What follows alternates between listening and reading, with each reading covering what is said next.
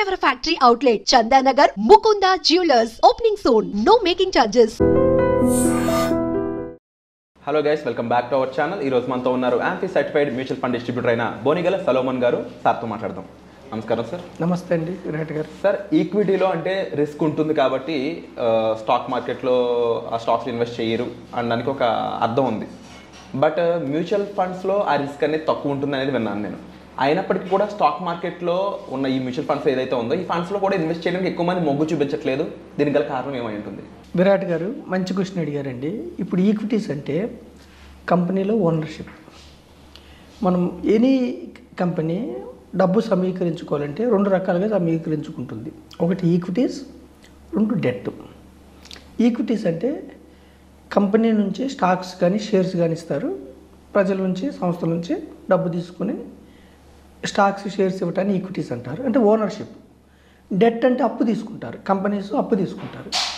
Banks నుంచి కానీ, NBFCs, non banking finance companies నుంచి కానీ అప్పు తీసుకుంటారు, ఫైనాన్షియల్ సంస్థల నుంచి. దానికి కానీ వడ్డీ పే చేస్తారు. ఇప్పుడు డెట్ అంటే వాళ్ళకి ఓనర్షిప్ ఉండదు, అప్పు ఇచ్చిన వాళ్ళకి. ఈక్విటీ కొనుక్కున్న వాళ్ళకి మాత్రం ఆ కంపెనీలో ఓనర్షిప్ ఉంటుంది. ఇన్ఫోసిస్లో నేను షేర్ కొన్నాను అనుకోండి, నేను కూడా one of the part owner of Infosys. అయితే విరాట్ గారు, మరి ఈక్విటీస్లో కొన్ని స్టాక్స్ మల్టీ బ్యాగర్స్ అంటే వేలు, లక్షల, కోట్లు అయిన స్టాక్స్ ఉన్నాయి. కొన్ని స్టాక్స్ కుదేలు అంటే ₹1,00,000, 2-3 వేలు అయిన స్టాక్స్ కూడా ఉన్నాయి. రిస్క్ అంటే ఏమిటి? మనం పెట్టిన ప్రిన్సిపల్ తగ్గటాన్ని రిస్క్ అంటారు ఈక్విటీస్లో సబ్జెక్ట్ టు మార్కెట్ రిస్క్. అయితే మ్యూచువల్ ఫండ్స్ కూడా subject to market risk. First direct ఈక్విటీస్లో రిస్క్ ఎలా ఉంటుందో అర్థం చేసుకోవడానికి జస్ట్ అవగాహన కోసం నేను ఒక 6-7 షేర్లు చెప్తాను విరాట్ గారు. ఇప్పుడు చూడండి, ఫస్ట్ షేరు ఐడియా. ఒక 6-7 years back idea share 125 all time high. ఈరోజు 2024 ఈరోజు ₹8. అంటే దగ్గర ఎంత 90% మైనస్ అయింది. తర్వాత రిలయన్స్ కమ్యూనికేషన్ 2008లో 800 రిలయన్స్ కమ్యూనికేషన్, ఈరోజు ₹2.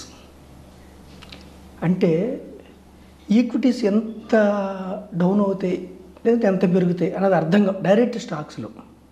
మూడవది డిహెచ్ఎఫ్ఎల్ 665, 2017లో ₹665, ఈరోజు ₹16. దీవాన్ హౌసింగ్ ఫైనాన్స్ కార్పొరేషన్, మనం లాస్ట్ ఎపిసోడ్లో చూసాం మనం, ఎన్బిఎఫ్సి క్రైసిస్ వచ్చిందని. తర్వాత jet Airways 1380 few years back, ఈరోజు ₹38. అంటే 90-95% మనీ, ఇన్వెస్టర్స్ మనీ ఆవిరైపోతుంది. కొన్ని స్టాక్స్ అవగాహన కోసం చెప్తున్నాను. జేపీ పవర్ 2008లో 140, ఈరోజు 20. ఈ కంపెనీస్లో లక్షలు పెట్టారనుకోండి, వాళ్ళ మనీ 10 సంవత్సరాల నుంచి ఏమవుతున్నట్టు? డెడ్ ఇన్వెస్ట్మెంట్, అసలు కూడా రావట్లేదు. 90-95% మైనస్. ఇంకొకటి ఏమిటి? ఐఎల్&ఎఫ్ఎస్ అంటే infrastructure leasing and finance services. ఒక 2010లో 358, ఈరోజు ₹5. ఎస్ బ్యాంక్, బ్యాంకింగ్ సెక్టార్లో కూడా Yes Bank 400 all time high, ఈరోజు ₹20. ఇక్కడ నేను ప్రజలకు చెప్పేది ఏమిటంటే విరాట్ గారు, ఈ డేటా ద్వారా నేను చెప్పేది ఏమిటంటే, ఈక్విటీస్ అంటే కంపెనీలో ఓనర్షిప్, వెల్ అండ్ గుడ్. ఒక కంపెనీలో మనం ఓనర్ అవుతాం. అయితే ఆ కంపెనీలో ఏదైనా చిన్న ఫ్రాడ్ అయినా, అడ్మినిస్ట్రేషన్ మిస్టేక్ అయినా, ప్రాఫిట్స్ సరిగ్గా లేకపోయినా నిత్యం మన కన్ను దాని మీద ఉండాలి. ఇప్పుడు మన ఎపిసోడ్ ద్వారా, మన ఐ డ్రీమ్ మాధ్యమం ద్వారా మనం సామాన్య మానవులకు చెప్పేది ఏమిటంటే, నష్టపోవటాన్ని తగ్గిస్తున్నాం. మీరు మల్టిప్లై అవ్వకపోయినా పర్వాలేదు. ఏది ₹10 షేరు ₹1000, 2000 కాదు, 12%, 15%, 20% దీర్ఘకాలంలో మీరు కరోడ్పతి అయితే చాలు. ఆ అవేర్నెస్ ఇవ్వడానికి నేను ఏం ప్రమోట్ చేస్తున్నానంటే విరాట్ గారు, డైరెక్ట్ స్టాక్స్కి మీరు వెళ్తే ఇలాంటి స్టాక్స్ కూడా వచ్చే అవకాశం ఉంది. ఒక్కొక్కసారి మనం చూసుకోలేకపోతే. ఇప్పుడు ఎస్ బ్యాంక్ ఒకప్పుడు 6-7 ఇయర్స్ బ్యాక్ నంబర్ 1 బ్యాంకు.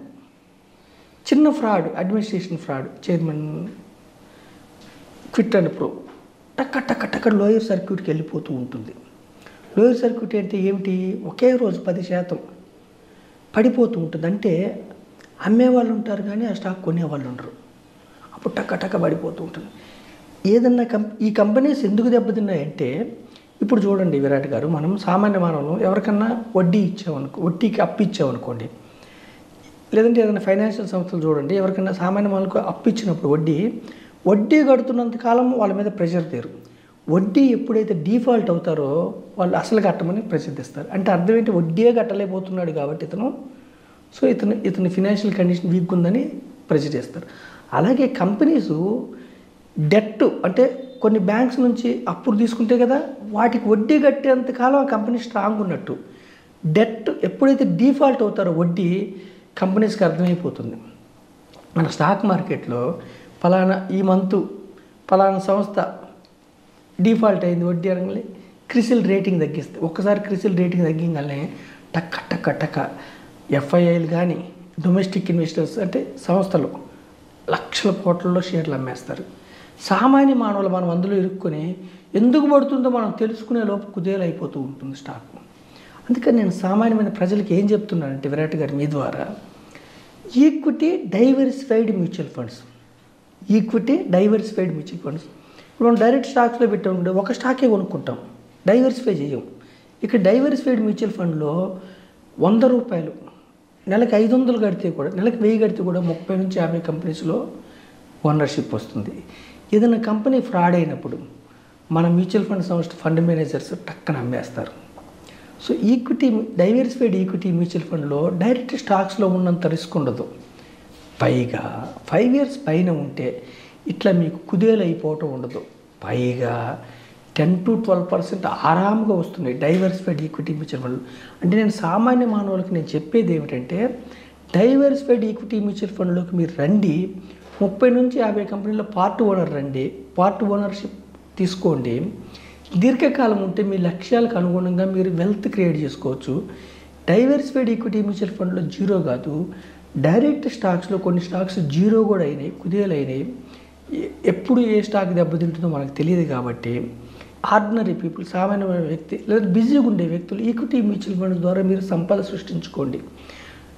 మీరు రీసెర్చ్ చేసుకొని టెక్నికల్ అనాలిసిస్, ఫండమెంటల్ అనాలిసిస్ చేసుకుంటే డైరెక్ట్ స్టాక్స్లోకి వెళ్ళండి. నేను మరీ ఆర్డినరీ పీపుల్ కోరేది ఏంటంటే, ఫ్యూచర్ అండ్ ఆప్షన్స్ జోలికి వెళ్ళకండి. సెబిఏ చెప్తుంది 90% పీపుల్ లాస్ అవుతున్నారు, యావరేజ్గా 1,00,000 పైన లాస్ అవుతున్నారు ఇండివిజువల్ ఇన్వెస్టర్స్, ట్రేడర్స్.